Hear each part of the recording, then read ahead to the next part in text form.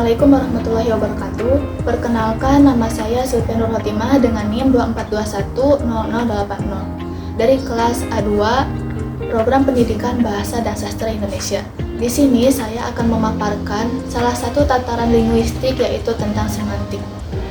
Kata semantik berasal dari bahasa Yunani, yaitu semantein, yang berarti bermakna. Kata bendanya adalah kata sema, yang berarti tanda atau lambang. Semantik mempelajari makna bahasa atau mengkaji makna yang disampaikan dengan media bahasa. Pembahasan ini diperlukan karena makna bisa ditemukan di mana-mana. Ada 3 pengertian semantik menurut para ahli. Yang pertama dikemukakan oleh Mulyana pada tahun 1914 yang berada di halaman pertama. Semantik adalah cabang linguistik yang bertugas semata-mata meneliti makna. Yang kedua, menurut Verhaar pada tahun 1981, Palmer pada tahun 1976, dan Aminuddin pada tahun 1965, semantik adalah studi tentang makna. Yang ketiga, menurut Katz, pada tahun 1971 yang berada di halaman 3, semantik adalah studi tentang makna bahasa.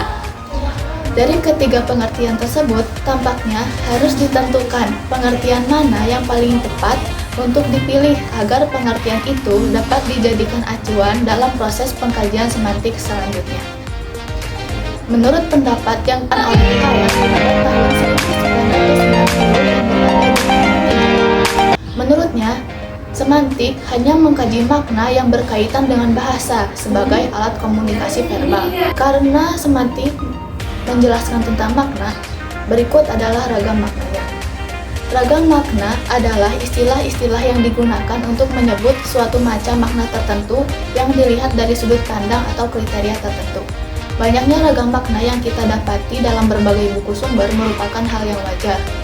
Seperti yang pertama, menurut Pateda pada tahun 1986 misalnya, secara alfabetis mendaftarkan adanya 25 macam makna.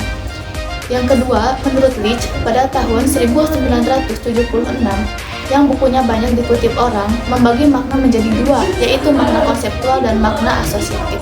Selanjutnya, Leach membedakan makna asosiatif menjadi 6 buah, yaitu makna konotatif, statistika, efektif, reflektif, kolokatif, dan tematik. Banyaknya kriteria dan sudut pandang dapat digunakan untuk menanamkan ragam makna tersebut. Oleh karena itu, ada kemungkinan ragam makna yang sama diberi nama yang berbeda. Berikut pengertiannya. Yang pertama, ada makna leksikal dan makna gramatikal. Makna leksikal adalah makna yang sesuai dengan referennya atau makna kata yang sebenarnya. Contohnya, kata kepala. Makna leksikalnya adalah bagian tubuh manusia dari leher ke atas. Contoh kalimatnya, kepalanya hancur terkena pecahan granat. Yang selanjutnya ada makna gramatikal, yaitu makna yang muncul karena hubungan antar bahasa.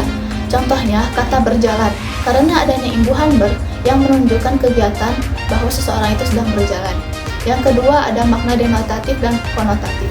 Makna denotatif adalah makna yang dimilikinya secara inheren yang sama saja kita sebut sebagai makna leksikal. Contohnya rumah yang berarti tempat tinggal. Selanjutnya ada makna konotatif, adalah makna yang bersifat tambahan atau tersirat, seperti kata rumah yang berarti tempat ternyaman. Konotasi sebuah kata dapat berbeda dari suatu daerah dengan daerah lain. Contohnya di daerah yang penduduknya mayoritas beragama Islam, kata babi berkonotasi negatif. Di daerah yang bukan mayoritas Islam, kata babi berkonotasi netral. Malah, mungkin ada daerah yang merasa kata babi itu berkonotasi positif, yakni di daerah yang menjadikan ternak babi sebagai ukuran kekayaan. Yang ketiga, ada makna konseptual dan makna asosiatif. Makna konseptual berarti makna kata yang sesuai dengan referennya atau makna yang bebas dari asosiasi atau hubungan apapun. Makna konseptual ini sama dengan denotatif dan makna leksikal. Contohnya, kata kursi berarti tempat untuk duduk.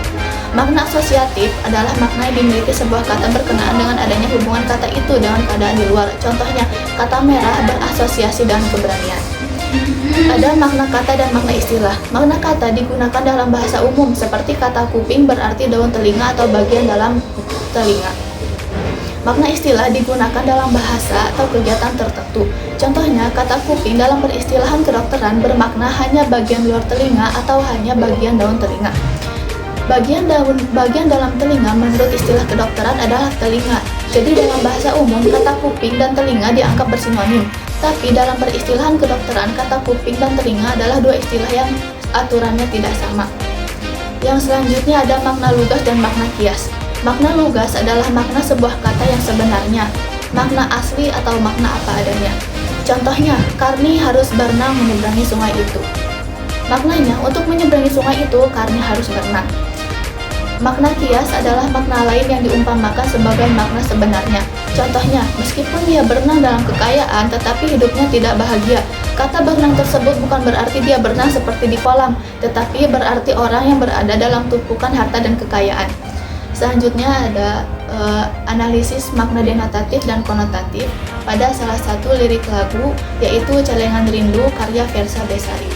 Untuk kalian yang suka mendengarkan lagu, boleh sambil mencari tahu apa sih makna-makna yang berada dalam lagu tersebut. Nah, salah satunya yaitu pada lirik lagu ini. Nah, pada lirik lagu, dan tunggulah aku di sana memecahkan celengan rinduku. Nah, mengandung perasaan rindu pada kekasihnya karena terhalang oleh jarak. Nah, itu merupakan makna denotatifnya. Lalu contoh makna konotatifnya adalah Versa Besari sangat kesal karena waktu tak pernah berpihak padanya.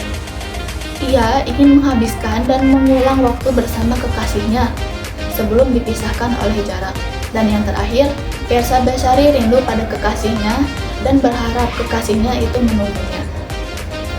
Mungkin cukup sekian pemaparan materi semantik dari saya. Terima kasih, mohon maaf bila terdapat kesalahan dan kekurangan. Wassalamualaikum warahmatullahi wabarakatuh.